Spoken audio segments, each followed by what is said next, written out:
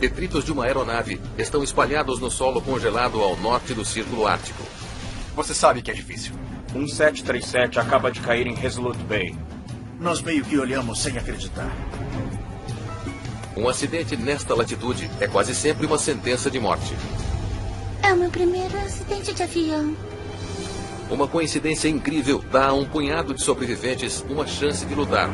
Há sobreviventes. Repito, há sobreviventes. Chegar ao local uma hora depois do acidente foi simplesmente inacreditável. A grande questão agora é: o que causou um dos desastres aéreos mais mortíferos do norte do Canadá?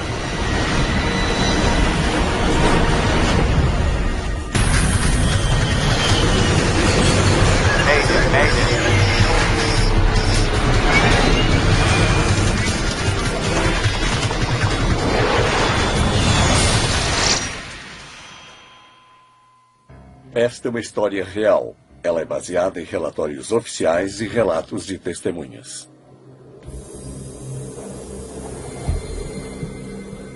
O Ártico canadense é um dos lugares mais inóspitos do planeta. Os invernos aqui são brutais. 8 longos meses com temperaturas que chegam a 40 graus Celsius negativos. 20 de agosto de 2011. Mesmo agora, durante os longos dias de verão do Ártico, a temperatura média é pouco acima do congelamento. A Terra fica bem acima da linha das árvores. É muito estéril. Não há nada sobre ela. Não há tundra, não há plantas, é só areia e rocha.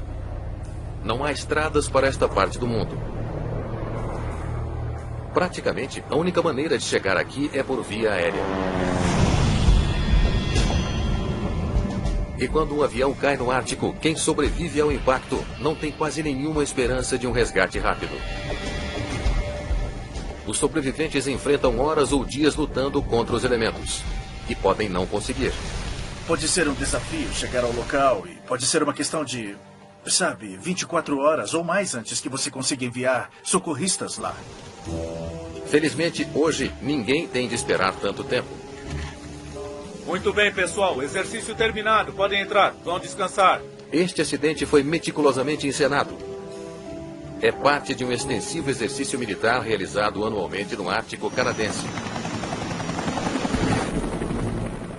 A Operação Nanook, este ano, é uma colisão simulada em pleno ar. A cena... Ferimentos e sangramento. Completa com sobreviventes simulados, é projetada para ajudar as equipes de resgate e investigadores de acidentes aéreos a se prepararem para uma catástrofe de aviação real. A Operação Nanook de 2011 foi destinada a simular um grave incidente aéreo do norte do território. As Forças Armadas canadenses coordenaram a iniciativa com a cooperação com os nossos parceiros do norte. A Guarda Costeira Canadense e o pessoal do Corpo de Bombeiros local. Coloquem no soro. Já colocamos. A Comissão de Segurança dos Transportes. Urgente, PRI 2. E também a Marinha Americana estava envolvida nesse exercício. Muito bem, depressa, pessoal. O tempo está passando. O oficial Greg Smith é um técnico de busca e salvamento das Forças Armadas canadenses. Os cenários que montamos, nós procuramos fazê-los o mais realista que podemos. Quando você vê uma coisa e parece real, a tendência é você agir como se estivesse num cenário real. O exercício de hoje é perto de Resolute Bay. Embora a cidade seja o lar de apenas 230 pessoas, é um importante centro de transportes para o Alto Ártico. O aeroporto de Resolute Bay é o único na região equipado com auxílio navegação para pousos por instrumentos. Ele tem um sistema de aterrissagem por instrumentos que é o esteio de sistemas de aterragem em todos os aeroportos do sul. É o que todos os grandes aviões de passageiros usam para pousar os seus aviões. É muito exato e muito preciso. Já que Nanook é uma operação tão abrangente, as Forças Armadas estarão no comando do controle de tráfego aéreo do aeroporto. Canforce 2 CYRB militar, continue a sua aproximação. A visibilidade é de 16 quilômetros. Um dos aviões indo para Resolute Bay é um C-17 da Força Aérea. Militares e médicos participando da Operação Nanook estão a bordo, assim como investigadores da Comissão de Segurança dos Transportes do Canadá. Vamos ver a lista de equipamentos de novo. Há uma série de considerações que entram num exercício numa parte remota do norte do Canadá. A logística de chegar lá e, depois que se está lá, sobreviver é parte da equação. Você precisa de abrigo, calor, comida e água. É uma oportunidade de treinamento vital para toda a equipe. Se chegar o dia em que tivermos de usá-lo de verdade, os exercícios, essas lições, as lições aprendidas irão pagar em dividendos. CYRB militar, aqui é First Air 6560. Há também o voo comercial se aproximando de Resolute Bay. First Air 6560, pode falar. CYRB militar, tempo estimado de chegada em Resolute 16h43. O voo 6560 da First Air é um avião fretado, trazendo passageiros e carga para a pequena comunidade. Tudo desde combustível e bens domésticos, eletrodomésticos e alimentos e o correio vem de avião. Sem esses voos, a comunidade ficaria sem suprimentos rapidamente. Para acomodar toda a carga adicional, a cabine do 737-200 foi modificada para o que é conhecido como configuração Kombi. Significa que eles carregam uma combinação de carga e de passageiros no mesmo deck do avião. Entre os passageiros está a geóloga Nicole Williamson. Ela está viajando com seu colega Robin Whitty para fazer alguns levantamentos no norte. Há também duas garotinhas a bordo, Gabrielle e Cheyenne. Elas estão a caminho de casa depois de visitar o pai. Oi, eu gostei dos seus óculos. Terry Odla é o tio delas. Elas eram muito próximas, tanto quanto irmãs podem ser. Elas riam juntas, brincavam juntas, se metiam em encrenca juntas. O 737-200 deixou Yellowknife 1h30 atrás. Ele deve aterrissar em Resolute Bay em aproximadamente 30 minutos. Vento de 180 graus em 8 nós. O copiloto David Hare estudou administração antes de optar pela aviação. Ele se juntou a First Air há 4 anos. First Air 6560, entendido. Obrigado.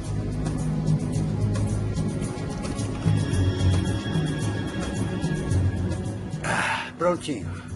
Blair Rutherford estava com a companhia aérea há mais de 15 anos. É melhor aceitar a sua também. Direção 029 graus. Pronto. Estando tão perto do norte magnético, os pilotos precisam calibrar as suas bússolas frequentemente usando o GPS. Vamos repassar a aproximação. Tudo bem.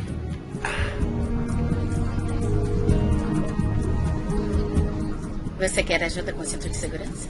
Sim. Tudo bem. Estarei aqui com você, prontinho. Alerta de altitude definido em 2200. Por causa do forte nevoeiro, a tripulação contará com um piloto automático durante a aproximação. Checklist completo. Piloto automático acionado. Assim, eles não têm de se preocupar em se alinhar com a pista visualmente. O computador fará todo o trabalho até que estejam prontos para o pouso.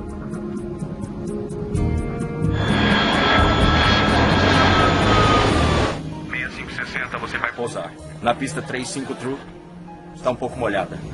First Air 6560, copiei. 35 True. Estamos a 16 km da pista. Depois de passar algumas semanas com o pai, as meninas estavam doidas para voltar para casa com a mãe, a avó e o avô. Quase em casa. Às 11h40 da manhã, o voo 6560 começa sua aproximação final da pista. Descendo, saindo dos 1000 pés. First Air 6560, 5 km na aproximação final.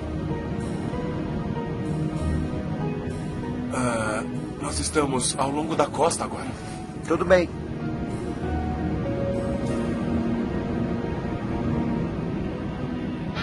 Alerta urgente. O som de um alarme urgente enche o cockpit. Dê a volta, agora mesmo. É um aviso de baixa altitude. Para os pilotos, parece impossível. Eles ainda nem estão vendo a pista. Dê a volta. Acionando o empuxo. O comandante decide abortar o pouso. Mas pode ser tarde demais.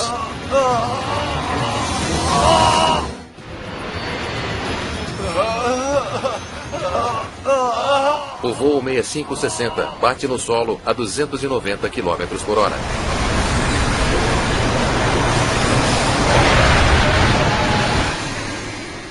O avião desliza pelo topo de um morro e explode em chamas.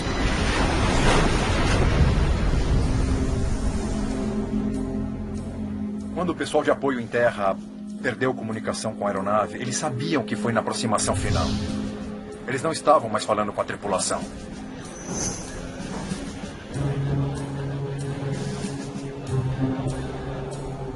O First Air 6560 deveria estar aqui agora. Você deve estar brincando. Tente novamente. As pessoas acreditavam que uma aeronave tinha caído. Você não quer acreditar porque há seres humanos envolvidos. Mas muito rapidamente se tornou uma realidade que o avião havia caído.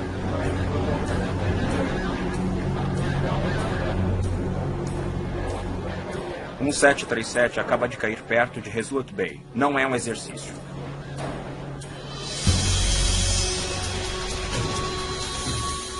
A prioridade é obter ajuda para os possíveis sobreviventes. Você pensa consigo mesmo, uau, eu realmente espero que alguém tenha sobrevivido, mas você sabe que é difícil. No local do acidente, Gabrielle Belk está sozinha, em meio a um pesadelo. Ela tinha uma perna quebrada, cortes e contusões, e ela estava preocupada com a irmãzinha dela, Cheyenne.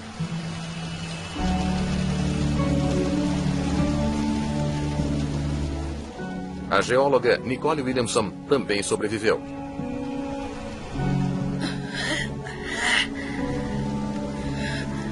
Gabrielle. Gabrielle. Ah, graças a Deus. Quando a Nicole chegou a Gabrielle... Você está bem? Você está bem? Ela assegurou-se que a Gabrielle ficasse aquecida e isso provavelmente ajudou a sobreviver também.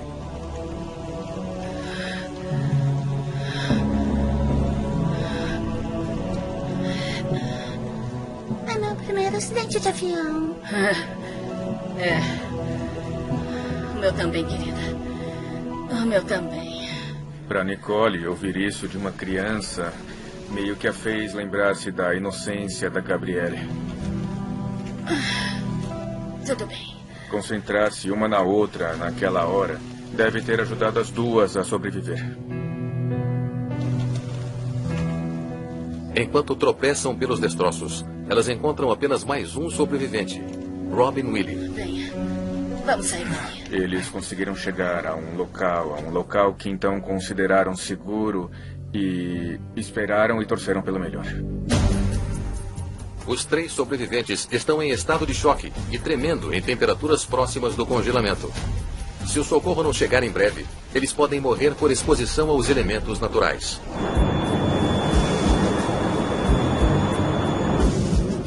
A notícia do desastre chega aos investigadores de acidente aéreo que ainda estão em voo, incluindo Brian McDonald, da NTSB. Nós meio que nos olhamos incrédulos, pensando... É alguém mudando o início do exercício para dar mais realismo ou está realmente acontecendo? Precisamos agir assim que pousarmos. Aí você muda de marcha e começa a pensar em todas as coisas que tem que fazer para se preparar e começar a reagir a esse acidente real. Na hora em que os investigadores pousam, eles lutam com a percepção de que o exercício simulado que esperavam agora é uma catástrofe muito real.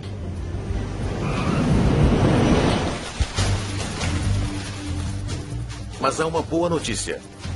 Graças à Operação Nanook, os socorristas conseguem chegar aos sobreviventes apenas 20 minutos após o acidente.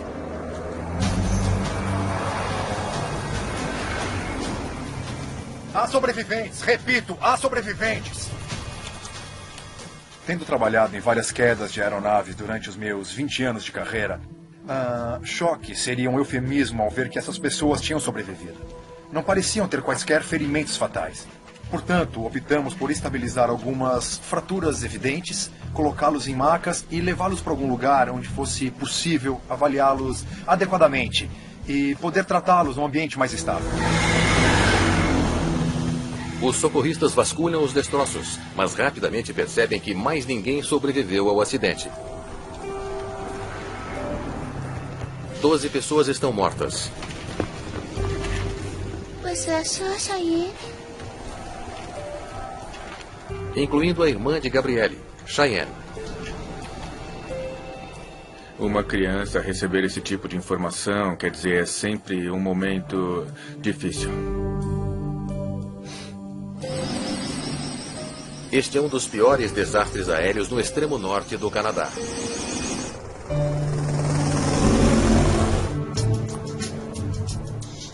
Estão com a NTSB? É o que diz o boné. Mostre-me o que você tem. Cabe ao investigador Brian McDonald e à sua equipe descobrir o que houve. Nós estamos aqui. Eles caíram aqui, 2 quilômetros a leste. Nossa, eu quero uma equipe de lá o mais rápido possível. E vamos precisar de espaço para trabalhar.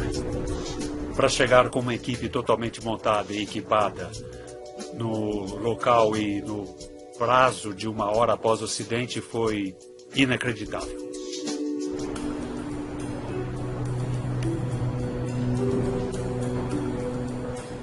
Eles estavam muito perto da pista. O avião caiu na encosta de um morro, a cerca de 1,5 km da pista. Será que foi o nevoeiro? Sabíamos que a visibilidade estava muito ruim mais cedo durante o voo e por isso sabíamos que o clima era um fator que precisava ser analisado.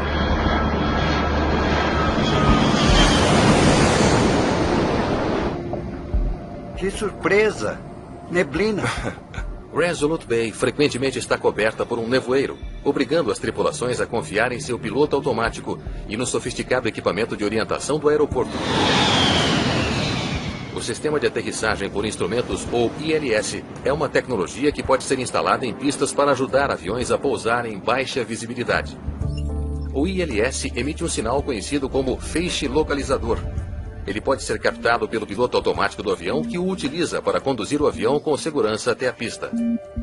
Quando você não consegue ver a pista e está em aproximação, você conta com este sistema ILS para chegar a um ponto onde se espera que você possa ver a pista. Muito bem, vamos repassar a aproximação. Tudo bem. Não é o ideal, mas não é nada demais para nós. Poderemos fazer uma aproximação com ILS. Se o sistema ILS do aeroporto falhou ou se o piloto automático do avião não foi capaz de detectar o sinal, isso poderia explicar o acidente.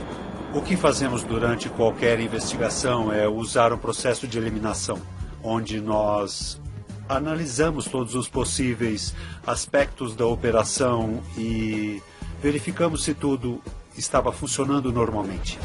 E não leva muito tempo para os investigadores descobrirem que o ILS do aeroporto estava funcionando. Outro avião usou o sinal para pousar apenas 25 minutos após o acidente do voo 6560. Determinamos que o sistema estava operando dentro dos parâmetros normais de funcionamento. Mas os investigadores não saberão se o piloto automático do 737 estava funcionando corretamente até baixarem os dados de voo do avião e os gravadores de voz do cockpit. Os socorristas os encontraram nas primeiras 12 horas. Nós os embarcamos numa aeronave até o nosso laboratório em Ottawa no dia seguinte.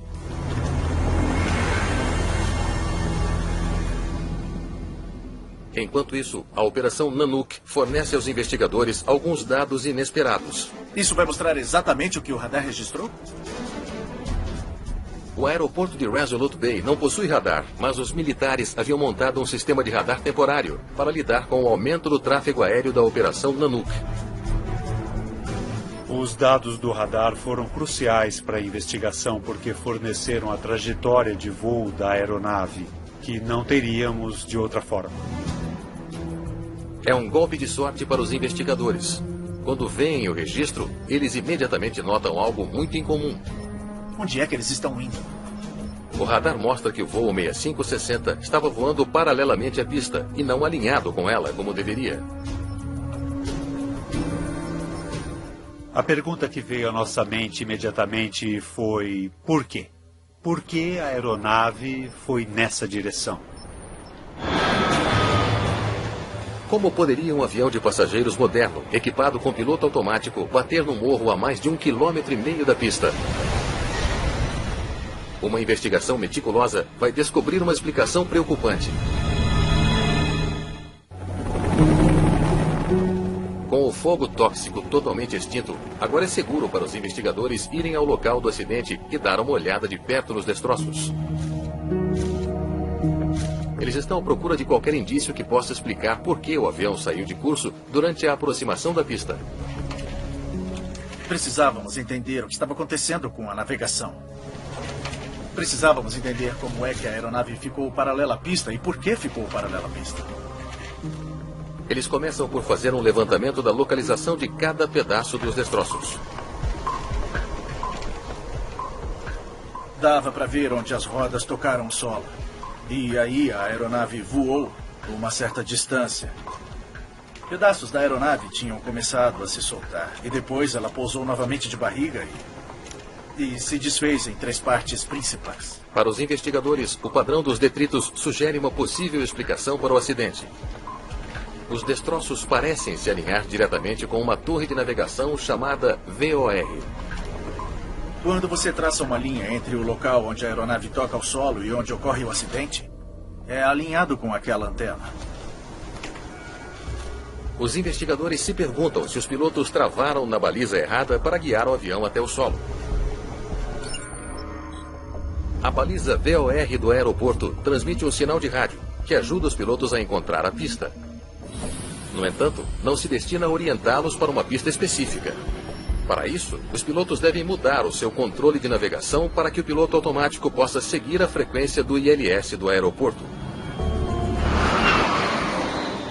Você tem um ILS que tem um feixe que é irradiado, e se você ficar nesse feixe, nem à esquerda, nem à direita, ele vai levá-lo direto para o centro. O centro do início da pista. Não é o ideal, mas não é nada demais para nós. Poderemos fazer uma aproximação com o ILS. Se os pilotos programaram o seu sistema de navegação para seguir o sinal VOR da antena na encosta, em vez do sinal de ILS na pista, isso explicaria a tragédia. Não seria a primeira vez que um piloto cometeu esse mesmo erro. Houve uma ocorrência anterior no final dos anos 80, envolvendo um Boeing 737.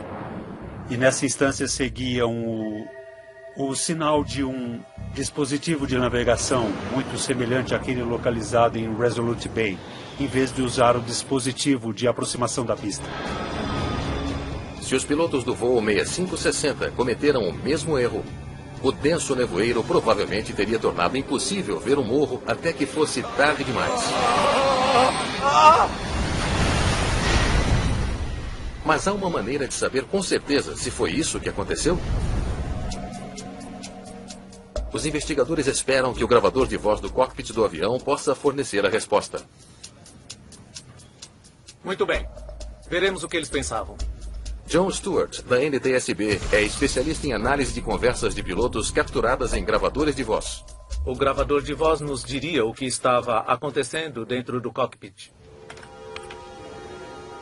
O que eles poderiam estar vendo, o que eles estavam ouvindo, sobre o que estavam falando, para que eu possa compreender a sua visão do mundo e como eles tomavam decisões. Flaps em 5. Flaps em 5, selecionado. De início, não parece que há alguma coisa errada. Checklist completo. Piloto automático selecionado. Localizador respondendo. Glide slope respondendo. O copiloto reconhece que o piloto automático foi alinhado com o sistema de aterrissagem por instrumentos do aeroporto.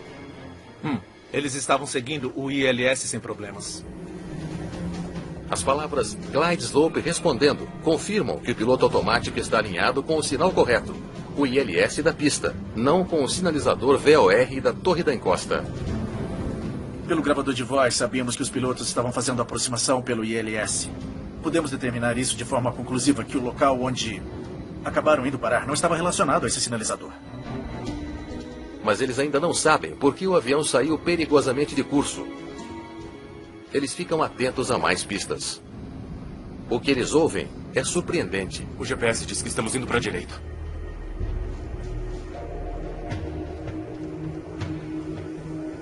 O copiloto sabia que eles estavam fora do curso. Podíamos dizer, a partir da conversa, que os pilotos estavam preocupados com o posicionamento da aeronave. E então? Estamos muito para a direita? Vamos chegar lá. Enquanto continuam a ouvir, o mistério se aprofunda. Se estamos indo para a direita, Resolute Hill fica à direita da pista. Não só o copiloto percebeu que eles estavam fora de curso, como sabia que eles estavam indo na direção do morro ao lado da pista. Nós não estamos no localizador. Estamos ótimos. O piloto automático está rastreando o localizador. Acho que devemos abortar a aproximação, dar a volta e ver o que está havendo. Não, estamos bem. Vamos prosseguir com a aproximação. Tudo bem.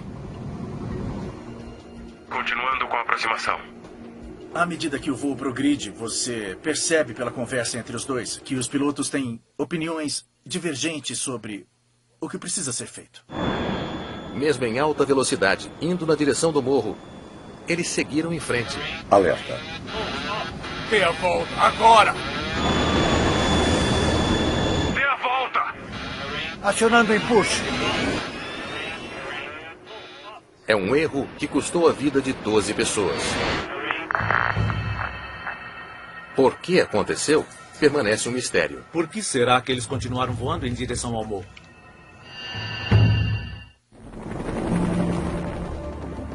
O acidente com o voo 6560 da First Air tocou a vida de quase todos na pequena comunidade de Resolute Bay. Uma mãe ter que passar por isso. Eu nunca desejaria isso a ninguém. As famílias querem respostas. Havia uma enorme pressão sobre todos os envolvidos para descobrir qualquer informação. Queríamos saber o que aconteceu. Os destroços nos dizem que estavam fora de curso e voando paralelos à pista. E o gravador de voz nos diz que eles sabiam. Até agora, a investigação sobre a causa do acidente só está suscitando mais perguntas.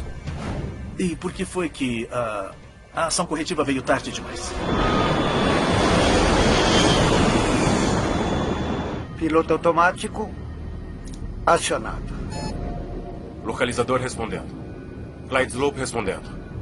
Os investigadores sabem que o sinalizador ILS que os pilotos estavam rastreando deveria ter conduzido o avião deles até o início da pista.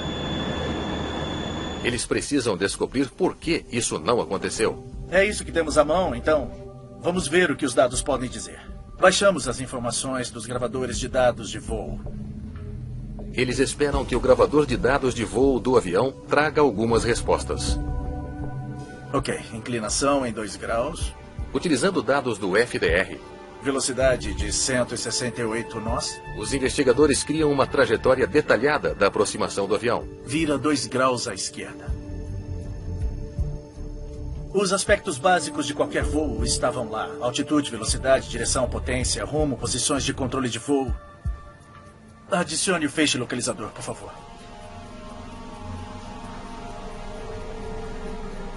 Eles se concentram na última curva do avião em direção à pista.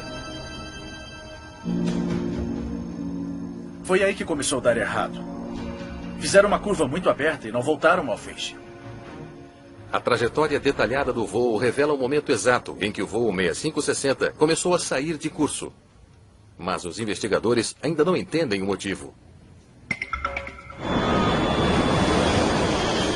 Eles sabem que o sistema de piloto automático estava funcionando corretamente. O gravador de dados de voo indicou que o piloto automático operou durante toda a parte gravada do voo. Piloto automático acionado. Para fazer um pouso por ILS, os pilotos deveriam ter acionado seu piloto automático num modo chamado VOR Lock. Localizador respondendo. Que é exatamente o que eles parecem ter feito. Estávamos lutando para tentar entender como é que o avião saiu de curso se ele estava corretamente sintonizado com os interruptores, configurado corretamente, e os pilotos estão seguindo os procedimentos para fazer uma aproximação por ILS. Os investigadores não conseguem explicar como um piloto automático configurado corretamente e funcionando perfeitamente conduziu o avião para fora do curso. até darem uma olhada mais de perto nos dados de voo. Deixe-me ver os acionamentos dos controles. Então a curva começou bem. Foi bem suave aqui. Definitivamente o piloto automático estava no controle. Constatamos que a curva foi iniciada pelo piloto automático. E em seguida houve uma mudança na informação técnica, indicando que alguma coisa aconteceu na curva. Alguma coisa muda bem aqui. Estas correções irregulares têm de ser humanas. Eles deviam estar voando em manual. Por alguma razão, parece que o piloto automático mudou para o modo manual no meio da última curva. Nesse novo cenário, o piloto automático não estava mais conduzindo o avião para a pista.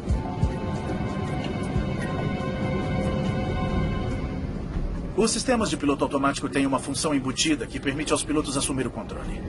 Se a aeronave não está reagindo rápido o suficiente ou está fazendo alguma coisa muito rápido, o piloto pode, usando o manche, aplicar um pouco de pressão e tomar o controle por um momento.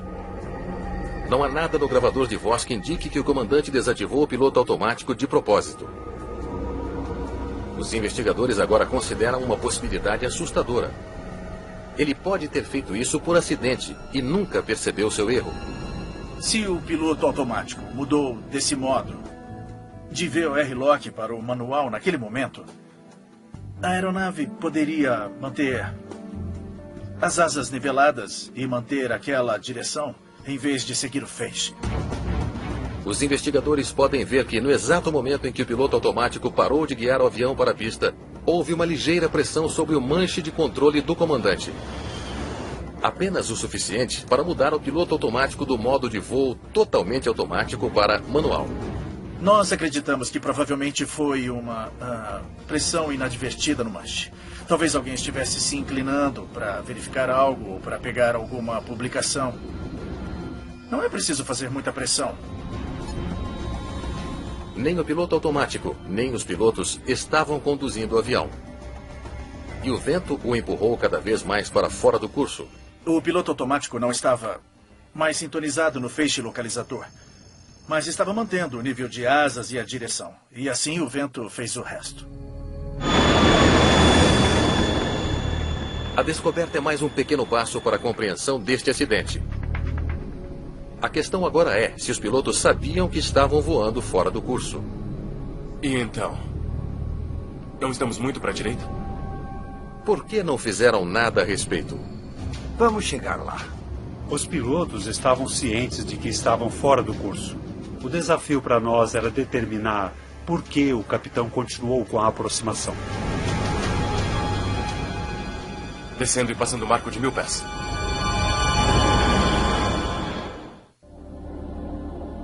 Vamos ver esse voo da perspectiva do cockpit. Os investigadores precisam entender por que os pilotos não tomaram medidas corretivas quando viram que o avião estava saindo do curso. Para isso, eles precisam entrar na cabeça dos pilotos. O que sempre tentamos fazer é entender por que eventos faziam sentido a partir daquele ponto de vista. Eu queria ver o que cada piloto via de sua posição, o que eles ouviam. Qual era o movimento dos mostradores? Quais fatores naquele cockpit podem tê-los levado a tomar as decisões que tomaram muito além do que ouvimos no gravador de voz? Usando as informações combinadas do gravador de dados e do gravador de voz, os investigadores recriam o voo na esperança de encontrar sua resposta. Piloto automático acionado. Localizador respondendo. Glide Slope respondendo. Confere. Piloto automático definido para VOR lock. A conversa dos pilotos fornece uma pista intrigante. First Air 6560, a 16 km da pista 35 True. Trem abaixado. Está claro que os dois estavam extremamente ocupados, preparando-se para pousar. Voo 6560, avise quando estiver a 5 km da pista. Flaps a 15. Por favor, repita a última transmissão. Trem baixado, 3 verde. Avise quando estiver a 5 km. Aí.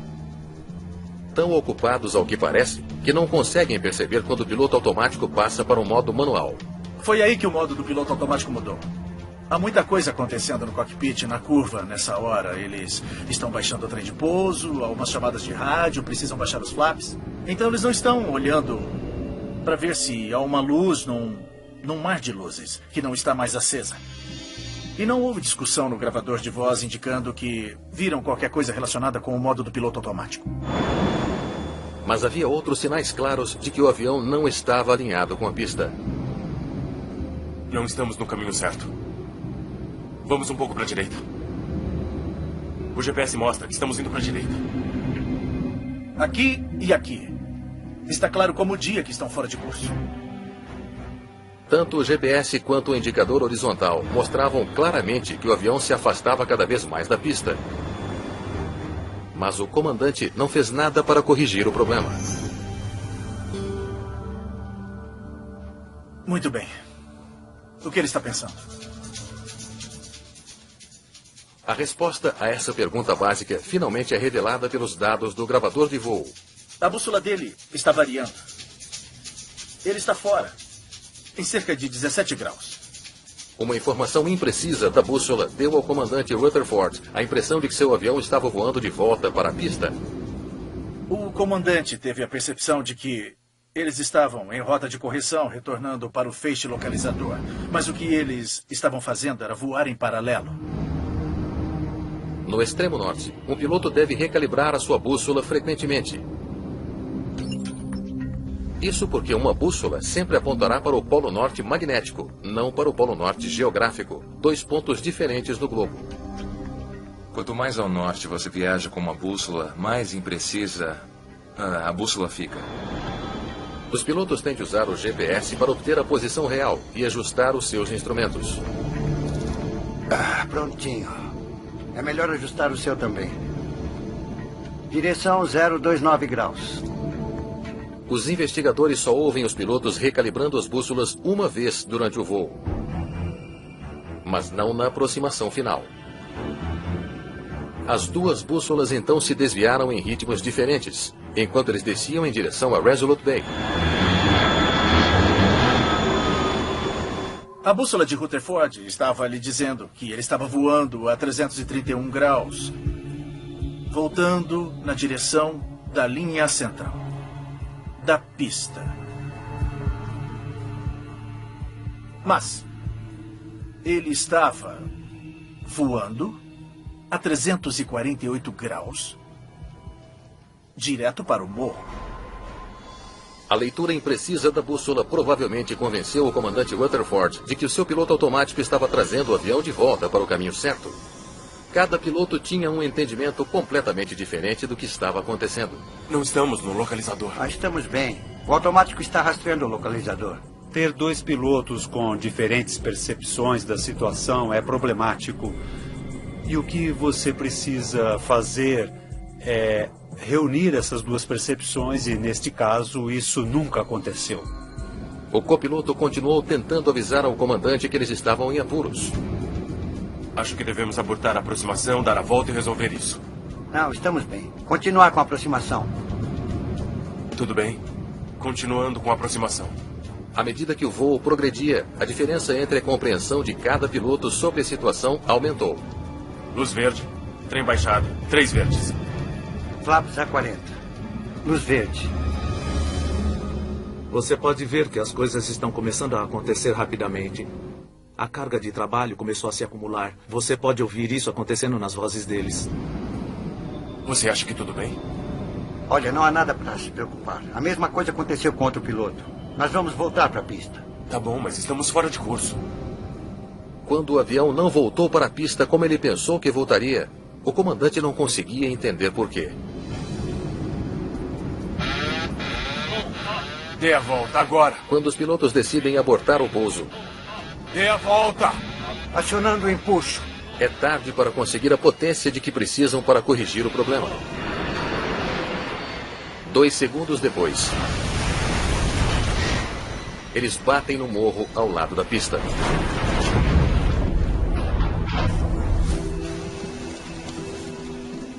Tantas coisas teriam de acontecer para ver esse resultado que, se qualquer uma delas não tivesse acontecido, o acidente não teria ocorrido. O mistério da catástrofe da First Air está finalmente se tornando claro. Mas há uma última pergunta que os investigadores devem responder.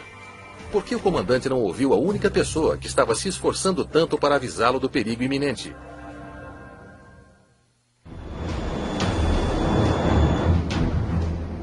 Não estamos no localizador. Estamos bem. O automático está rastreando o localizador.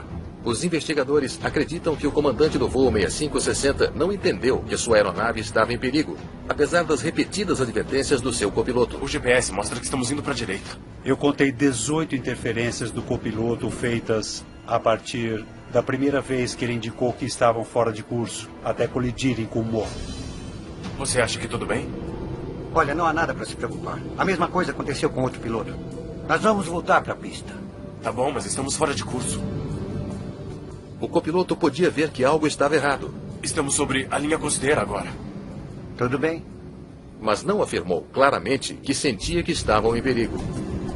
Pudemos ver que o primeiro oficial estava tentando uma série diferente de abordagens, falando sobre o GPS, falando sobre a posição relativa, tentando encontrar maneiras diferentes de abordar o problema e comunicá-lo ao capitão. Galera, eu não gosto disso. As fichas dos pilotos pintam o retrato de dois homens com experiências muito diferentes. David, o copiloto, era novo no 737 e tinha menos de 5.000 horas de voo. O comandante Rutherford tinha mais que o dobro de horas no cockpit e muito mais experiência de voo no norte. No entanto, por alguma razão, ele não entendeu o que o copiloto estava tentando dizer a ele. Eles não estavam resolvendo o problema. Perguntas se acumulam. Por que o piloto fica insistindo nisso? Deveríamos estar configurados, mas não estamos. Os problemas se acumulam cada vez mais. Fica mais difícil ajustar e corrigir todas essas coisas. Talvez devêssemos dar a volta. Continue configurado para o pouso. Como piloto menos experiente, o copiloto pode ter se sentido relutante em expressar as suas preocupações com mais veemência.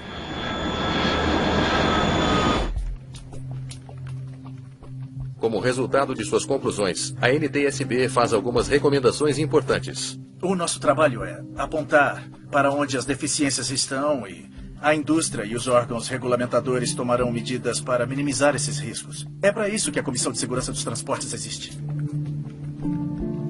A Comissão de Segurança instrui a First Air a rever como os pilotos calibram sua bússola. Boa noite. E a instituir políticas claras sobre como os copilotos devem assumir o controle em situações perigosas.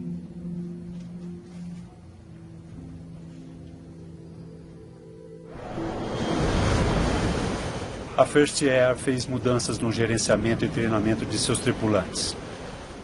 Quando e quem pode decidir se dão a volta, como lidam com aproximações estáveis e fizeram mudanças nos procedimentos de manutenção. Então a First Air tomou várias atitudes em relação à segurança. O acidente do voo 6560 trouxe sofrimento terrível para o norte do Canadá. Mas há um raio de luz que continua a brilhar. Gabrielle Pelkey voltou para a escola no outono de 2011. Ela é feliz e animada, e eu diria que ela ainda é uma estrela na sua sala de aula. A geóloga Nicole Williamson se manteve próxima de Gabrielle e a amizade entre elas está ajudando a jovem estudante a reconstruir sua vida. Ela está lidando bem com tudo. Ela é o máximo, é uma menininha incrível. É um milagre.